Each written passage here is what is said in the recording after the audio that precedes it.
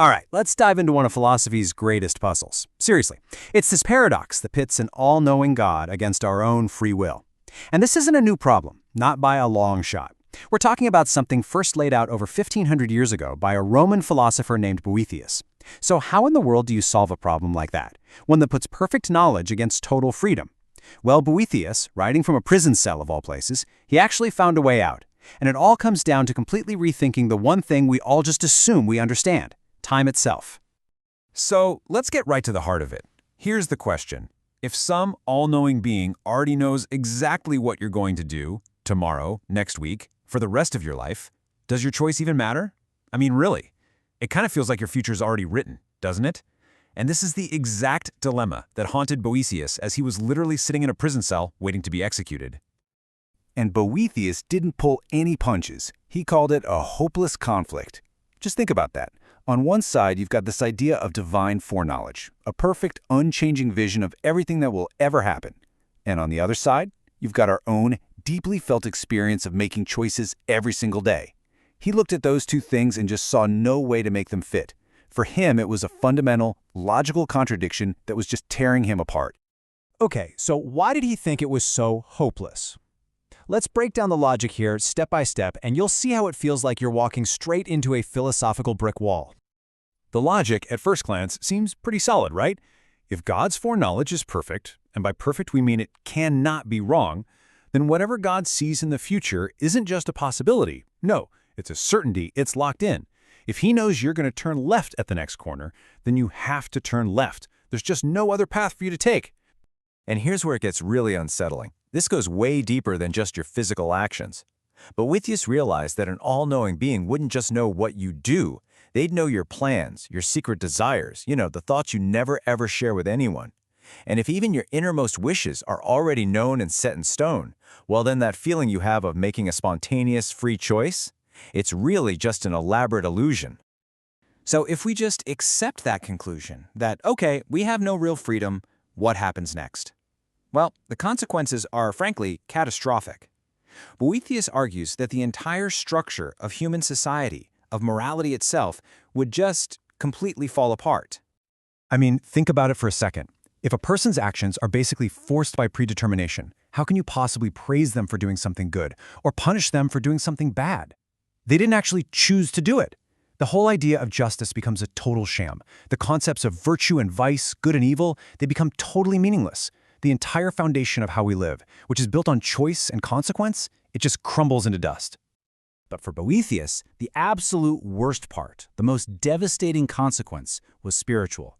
I mean, why would you hope for a better future if the future's already written? Why would you pray for guidance if you're just a puppet following a script? He argued that this whole deterministic view cuts the two essential chords that connect us to the divine: hope and prayer. It's a really, really bleak picture. And just as Boethius hits rock bottom with this, a character he creates, he calls her Lady Philosophy. She shows up, and she offers a way out, a complete reframing of the entire problem that hinges on one single thing we've been getting wrong: our whole understanding of time. You see, the key that unlocks this whole paradox is a totally radical redefinition of eternity. Lady Philosophy says, look, you're thinking about it all wrong. It's not just a really, really long time. No, instead she says it's the whole, perfect, and simultaneous possession of endless life. Now think about that for a second. Not a line stretching on forever, but a single point that contains everything all at once. This is the big mental shift we need to make. So she explains that we humans, we live on what you could call a perpetual timeline. We experience life moment by moment, right? We lose yesterday as we move into a tomorrow that isn't here yet. But the divine perspective is eternal. For a being like that, there is no past and there is no future. All of time, everything that's ever happened and everything that ever will, is held all at once in a single unchanging now. So, okay, if God exists outside of our timeline, what does that do to this idea of foreknowledge? Well, this is where the whole solution really starts to click into place. It's not about knowing the future. It's about seeing everything at once. And Lady Philosophy makes this really critical distinction. She says we're making a mistake. We think of God's knowledge as pre-vision, like seen before something happens. But from an eternal perspective, there is no before. So she relabels it providence, which basically means to see from a higher place. It's not knowledge of the future, it's knowledge of a never-changing, all-encompassing present moment. And to make this crystal clear, she uses this fantastic analogy. Imagine you're standing on top of a hill, looking down at a road. You might see a man walking along, and at the exact same time, you see the sun shining in the sky. Now, you seeing the man walk doesn't force him to walk, does it? Nope, that's his free choice. And you seeing the sunshine doesn't cause it to shine. That's just how nature works. So seeing something happen is not the same as causing it to happen. Your sight doesn't force things into existence. And that is the core idea here. Okay, now for the final piece of the puzzle.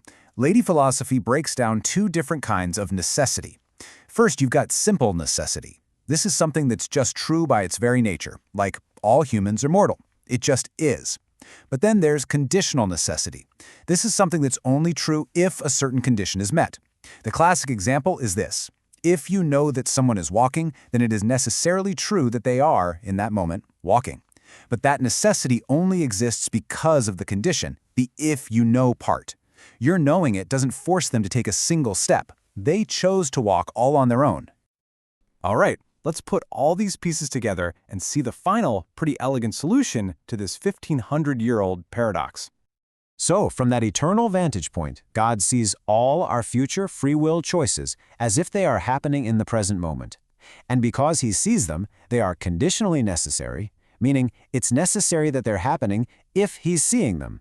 But, and this is the whole point, the act of observing doesn't change the nature of the action itself. When you look at that action on its own terms, that choice you made, it remains absolutely 100% free. And just like that, the hopeless conflict is resolved. Divine knowledge isn't foreknowledge at all. It's simply the sight of an eternal all-at-once present. And that leaves us with a pretty deep question to chew on.